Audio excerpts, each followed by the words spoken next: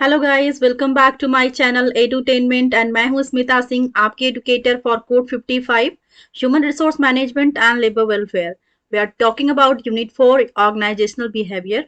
Organisational behaviour में हमने इससे पहले काफी सारे टॉपिक्स कवर कर लिए हैं। अगर आपने अभी तक नहीं देखा हो मेरे चैनल पर तो आप जाके देख सकते हैं।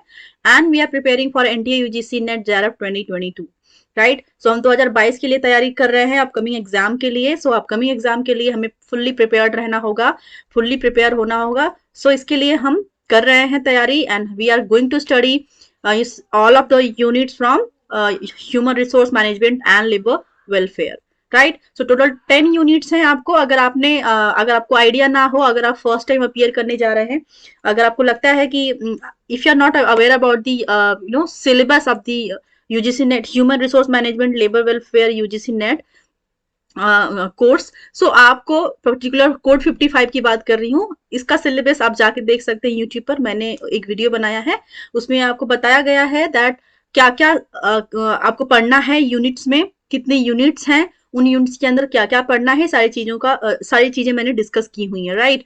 सो you can see that session as well.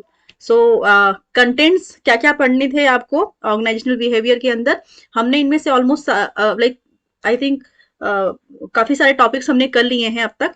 सो वो सारे सेशंस जो अभी तक किए जा चुके हैं, सारे ऑप्शंस जो मैंने कवर किए हैं उन सेशंस में आप देख सकते हैं। And these are the theory part which I already have covered in my previous sessions. You can go through them respectively. And आज का हमारा जो सेशन होगा वो बात करेंगे, क्योंकि लास्ट जो हमारा सेशन था expectancy theory of Victor Vroom, so इसके बारे में हमने बात की थी लास्ट सेशन में। Now from this session will study organisational effectiveness, ठीक है। सो हम इफेक्टिवनेस की बात करेंगे, उनके कॉन्सेप्ट की बात करेंगे और डेफिनेशन की बात करेंगे। सो will see here, organizational effectiveness is the extent to which an organization achieves its goal with the given resources and means. An organization is said to be effective if it is able to achieve its goals. So हम जब बात करेंगे effectiveness की, कि कोई भी चीज तब इफेक्टिव होता है जब उसका कोई आउटपुट निकल के आए। जिस पॉजिटिव एनर्जी में आप काम कर रहे हैं, जो आप इनपुट दे रहे हैं, अगर उसका कोई आउटपुट नहीं निकल करता, उसका कोई रिजल्ट नहीं निकलता, then you can't say that is effective. So organizational की जो अचीवमेंट्स होते हैं that is effectiveness, right. So clearly यहाँ पे बोला गया है कि जो इफेक्ट होता है ऑर्गेनाइजेशन में, जो आप काम कर रहे हैं, जो इनपुट्स दे रहे हैं, जो आपका एफर्ट्स है, उसके बदले में जो आप अचीव करते हैं गोल्स को, जो गोल्स का अचीवमेंट लेवल होता है, जो अचीवमेंट यू कैन से है, that is called effectiveness, right? The goal must be achieved within the constraints of limited resources, as none of the resources provided by an organization environment is really unlimited, ठीक है। So आप जब कभी भी बात करेंगे इफेक्टिवनेस, तो कोई भी चीज तब इफेक्टिव मानी जाती है जब आप एक लिमिटेड रिसोर्स के साथ अगर किसी चीज को करते हैं, राइट। और सपोज अगर कोई चीज आपके पास अनलिमिटेड है, तो उसका क्या मीन है?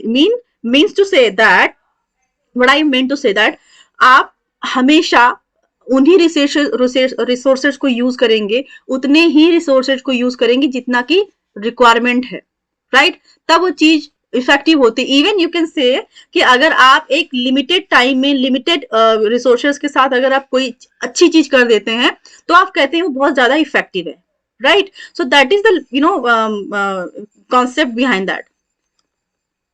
The level of output an organization achieve with its limited resources determine its efficiency. अगर आप limited resources के साथ अच्छा आउटपुट दे रहे हैं, अच्छी परफॉर्मेंस दे रहे हैं, तो आप उसको क्या बोलेंगे? उसको बोलेंगे कि यस इट इज एफिशिएंट। आप एफिशिएंसी लेवल आपका दिखता है। अगर आप लिमिटेड रिसोर्सेज के साथ किसी भी ऑर्गेनाइजेशन के अंदर कोई भी गोल अचीव करते हैं, काम को करते हैं, अच्छे तरीके से करते हैं, ठीक है, उसका रिजल्ट अच्छा आता है, तो कहेंगे कि कितना इफेक्टिव है ये, ठीक है। Even though resources was less, you know produced well, so right. So उस केस में क्या देखने को मिलता है कि ये ऑर्गेनाइजेशनल इफेक्टिवनेस है, right. And the extent to which it is successful in doing what it set out to do determines it effectiveness, right. अब देखेंगे यहाँ पे हम concept, what is the concept behind the effectiveness. The concept of efficiency is closely related to effectiveness, though the exact nature of the relationship is open to question. For instance, a decline in cost per unit of output is an indicator of improving efficiency, ठीक है। सो आप कैसे decide करेंगे कि ये चीज बहुत ज्यादा इफेक्टिव है, लाइक इसकी एफिशिएंसी बढ़ रही है, ये इफेक्टिव है? कैसे? जब आप डे बाय डे देखेंगे कि जो कॉस्ट, जो प्रोडक्शन में जितना कॉस्ट लग रहा है, उसकी जो कॉस्ट का जो वैल्यू है वो कम लगता जा रहा है, ठीक है, उसमें डिक्लाइन आ रहा है। जो रिसोर्सेज जितना यूज किए जाते थे तो उससे भी आप कम रिसोर्सेज यूज करके अच्छा काम कर रहे हैं, इट मीन्स आप बहुत ज्यादा इफेक्टिव हैं, आप इफेक्टिवनेस की तरफ बढ़ रहे हैं, right? You are improving the efficiency, it means. But this does not guarantee increased effectiveness. So, अब यहाँ पे क्या कर रहे हैं कि इसका मतलब ये नहीं कि अगर आप इंप्रूव करते इफेक्टिवनेस को तो क्या होगा आगे। You will see here, it is possible that an organization's efficiency in production is improving but it is incurring losses because of it's faced with the declining market. So कभी कभी क्या होता है कि ऐसा नहीं कि जब आप इफेक्टिवली काम कर रहे हैं, इफेक्टिवनेस बढ़ रही है, आपका प्रोडक्शन कॉस्ट कम हो रहा है, तो आपका जो आउटपुट है, जो अचीवमेंट लेवल है वो तो अच्छा है, लेकिन आप प्रोडक्टिव कितने हैं, कितने ऑर्गेनाइजेशन के आप एज एन ऑर्गेनाइजेशन अगर आप देखते हैं कि कितना वो आपके लिए बेनिफिशियल है, कितना आप परसेंटेज पे आपका प्रॉफिट हुआ है, तो जरूरी नहीं कि आप प्रॉफिट ही हो, क्योंकि कभी कभी क्या होता है कुछ चीजें जो एक्सटर्नल एनवायरनमेंट में होती हैं वो भी वेरी करती हैं, लाइक मार्केट कैसा चल रहा है, मार्केट में क्या चीजें चल रही हैं, ठीक है। सो उसके बेसिस पे भी आप डिसाइड करेंगे। सो इफेक्टिवनेस को और जो एक्सटर्नल चीजें हैं उनको आप सेपरेट रखेंगे, right? So will C next. On the other hand, an organization may be inefficient, but it is able to make higher profits because of rising market. So कभी कभी क्या होता है कि इफेक्टिवनेस कम भी होती है, जैसे जहां पे आपने पहले देखा कि इफेक्टिवनेस अच्छी है, बढ़ी हुई है, ठीक है, आप ज्यादा इफेक्टिव है ऑर्गेनाइजेशन के अंदर, बट स्टिल मार्केट डाउन है, उसकी वजह से आपका जो कहते हैं प्रॉफिट लेवल लेस है। लेकिन दूसरी तरफ अगर आप देखेंगे तो कभी कभी क्या होता है कि इफेक्टिवनेस लेस भी होती है, बट मार्केट अच्छा चल रहा होता है, तो आपका काम अच्छा चल रहा होता है, प्रॉफिट वाइज भी आपका सब कुछ अच्छा चल रहा होता है, तो चीजें वेरी करती हैं, राइट?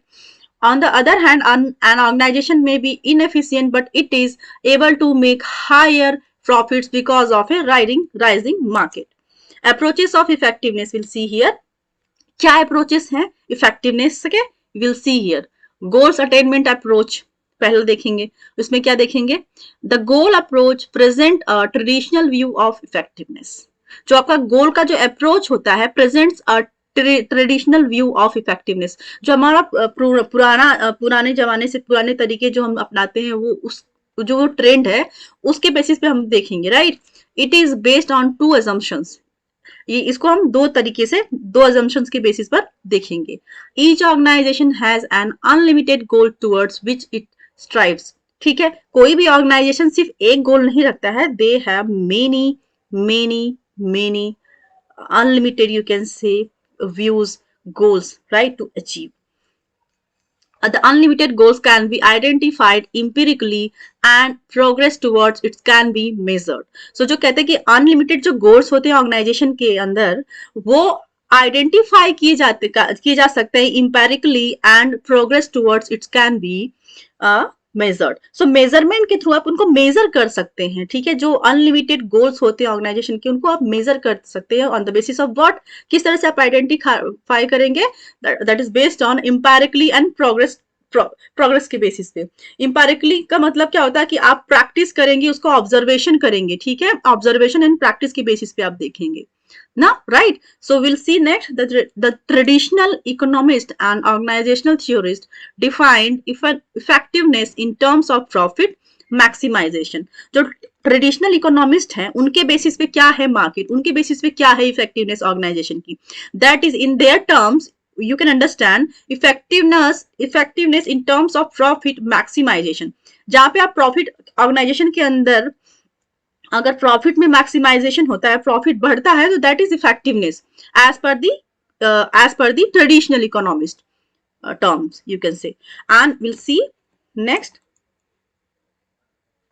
जैसा कि हमने ऊपर पढ़ा था कि जरूरी नहीं है कि जब कोई भी ऑर्गेनाइजेशन इफेक्टिव है, लेस रिसोर्सेज यूज करके अच्छा काम कर रहा है, तो इसका मतलब ये नहीं कि वो मार्केट इसका मतलब ये नहीं है कि वो प्रोडक्टिव ही ज्यादा है, ठीक है, उसको प्रॉफिट भी ज्यादा मिल रहा है, नहीं। कुछ चीजें वेरी करती है मार्केट के, सपोज मार्केट अगर डाउन है, आप फिर भी इफेक्टिव हैं, तो उससे आपका ज्यादा फर्क नहीं पड़ता है। क्यों? क्योंकि मार्केट डाउन है, आप भले ही इफेक्टिव हैं, आप लेस रिसोर्सेज में काम को अच्छा कर रहे हैं, अच्छा आउटपुट निकल के आ रहा है, ऑर्गेनाइजेशन आपके डिलीजेंटली काम कर रहे हैं, जिससे आपका काम इफेक्टिवली हो पा रहा है, टाइम से पहले आप गोल्स को अचीव कर रहे हैं, बट स्टिल अगर मार्केट डाउन है, डिमांड कम है, तो आप अच्छा परफॉर्म नहीं कर पाते हैं as a profit wise. But still कभी क्या होता है कि आप इफेक्टिव बहुत ज्यादा नहीं है ऑर्गेनाइजेशन के अंदर, organization you can say effective नहीं है, इट स्टिल वो प्रॉफिट में होता है, कंपनी प्रॉफिट में होती है। क्यों? क्योंकि मार्केट हाई पे होता है, ठीक है, मार्केट अच्छी चल रही होती है। सो वो चीजें थी कि आप एक जज करते हैं, जजमेंट देते हैं, एक ऑब्जर्वेशन है, जो अभी जो रिसेंट ट्रेंड देखेंगे आप उनके बेसिस पे, ठीक है, दोनों चीजें वेरी करती हैं। But as per the traditional economist, उनके अनुसार क्या है कि इफेक्टिवनेस क्या है ऑर्गेनाइजेशन की। अगर ऑर्गेनाइजेशन को आप बोलते हैं कि वो इफेक्टिव है, दैट मीन्स कि organization is making profit, right? So will see in will see just a second. Economist theories define effectiveness in terms of profit maximization. आगे देखेंगे the basic activities in which an organization must engage help determine what the organizational goals might be, therefore what performance must be, and therefore effectiveness. These activities have been classified by RM Gross as follows. So ये जो आपने thought देखा कि अगर organisation effective है, it mean कि organisation profit में चल रहा है, तो ये क्लासिफाई किसके द्वारा किया गया था? That is classified by RM Gross, right? So उनके थॉट को देखेंगे, क्या क्या उन्होंने चीजें बोली थी, क्या क्या बातें कही थी। प्रोक्योरमेंट ऑफ रिसोर्सेज, तो क्या क्या चीजें वेरी करती हैं? प्रोक्योरमेंट एंड रिसोर्सेज, क्या क्या रिसोर्सेज आपने यूज किए हैं वो वेरी करते हैं। Making if efficient use of inputs relative to outputs, so आपने efficiently चीजों का यूज किया है to in terms of output, right? Producing services or goals. Fourth देखेंगे performing technical and administrative task rationally, जो आपका परफॉर्मेंस होता है टेक्निकली की, लाइक आपको मशीनरी के लिए आपने अच्छे पर्सन को हायर किया है, उनको मशीनरीज का नॉलेज है। ऐसा नहीं कि आपने कोई नई सर्विस लॉन्च की जिसमें आपने जो मशीनरी यूज की, जो आपने टेक्नोलॉजी यूज की, उसको चलाने के लिए, उनको उनको ऑपरेट करने के लिए आपके पास वो एजुकेटेड, वो रेशनल पीपल ही नहीं है, ठीक है। तो यहाँ पे क्या कर रहे हैं कि अगर आप परफॉर्मेंस के लिए टेक्निकल एंड एडमिनिस्ट्रेटिव टास्क को आपने रेशनली यूज किया है, तो आपका ऑर्गेनाइजेशन इफेक्टिव होगा एंड एज वेल एज आप प्रॉफिट मेकिंग में होगी, राइट? अब फिफ्थ देखेंगे इन्वेस्टिंग इन ऑर्गेनाइजेशन, आप इन्वेस्टमेंट आपका किस तरह से, आपने किस तरह से इन्वेस्ट किया है ऑर्गेनाइजेशन के अंदर। सिक्स देखेंगे conforming to ethical codes of behaviour, ठीक है। सेवन देखेंगे satisfying the varying interest of different groups with whom the organization has interaction.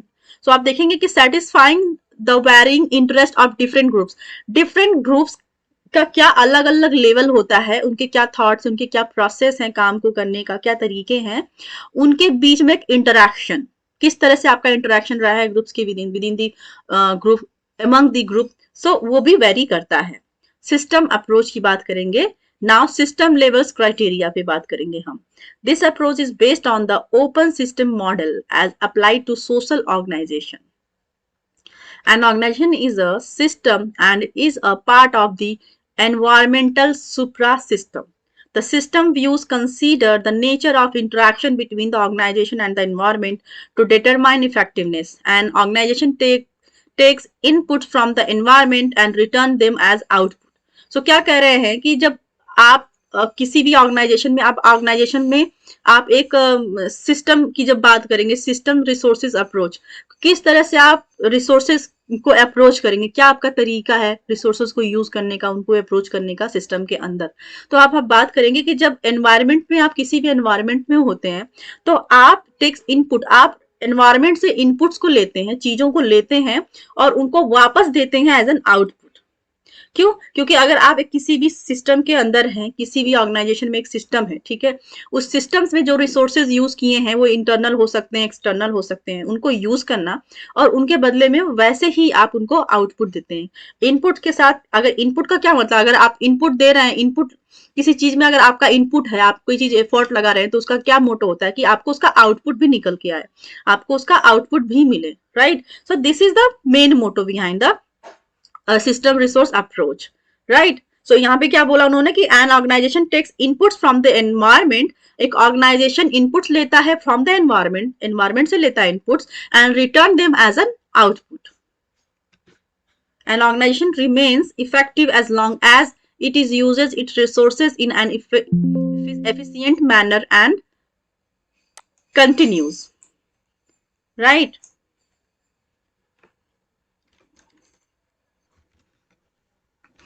It should also be noted that the effectiveness of organizational system is dependent upon the performance of its part or subsystem such as purchase, production, finance, marketing, etc. सो आप देखने को आपको मिलेगा कि system के अंदर अंदर आप जब किसी भी ऑर्गेनाइजेशन के अंदर हैं, उसके सिस्टम में आप देखेंगे कि चीजें क्या किन किन चीजों पर डिपेंडेंट होते हैं, सच एज परचेस पे आप डिपेंडेंट होते हैं, प्रोडक्शन पे आप डिपेंडेंट होते हैं, उसके फाइनेंस पे आप डिपेंडेंट होते हैं, एंड मार्केटिंग पे डिपेंडेंट होते हैं. The system resources approach to the organizational effectiveness has three principal aspects which areas as follows. क्या क्या areas हैं हम देखेंगे. Effectiveness in procurement of resources from the environment. ठीक है. सो इफेक्टिवनेस किसके बेसिस पे आप देखेंगे, procurement of resources from the environment. ठीक है. सेकेंड देखेंगे effectiveness in utilisation of inputs for turning outputs, right? And third देखेंगे effectiveness in the supply of outputs to the environment, right? Right. So हमारा अपने theory part को किया, जहां पे हमने बात की इफेक्टिवनेस की, बात की ऑर्गेनाइजेशन की, राइट? अब बात करेंगे limitation of system resources approach. क्या लिमिटेशंस हैं? पहले तो हमने इफेक्टिवनेस की बात कर ली, अब बात करेंगे उसके लिमिटेशंस की. क्या क्या लिमिटेशंस है, किस तरह से रिसोर्सेस को यूज किया जाना चाहिए, उन लिमिटेशंस की बात करेंगे. So that will talk about in next session. तब तक के लिए आप मेरे साथ बने रहिए, मेरे साथ जुड़े रहिए एंड ऐसे ही मेरे वीडियोस को देखते रहिए. अगर आपके लिए बेनिफिशियल होते हैं तो आप अपने फ्रेंड सर्कल में भी सर्कुलेट कर सकते हैं, शेयर कर सकते हैं, ताकि वो भी बेनिफिट ले सके मेरे क्लासेस का. एंड अगर सीरियसली वो कोड 55 के लिए प्रिपरेशन कर रहे हैं एंड आपको लगता है कि वो भी इससे बेनिफिट उठा सकते हैं, तो आप उनको जरूर शेयर करें एंड आप ऐसे ही मेरे वीडियोज को देखते रहें. कहीं पे लगता है अगर आपको दैट कहीं पे कंटेंट की प्रॉब्लम है, समझाने में कहीं लैक कर रही हैं, तो आप मुझे बता सकते हैं. I will work on that. Alright. Thank you so much for watching me. Thank you very much.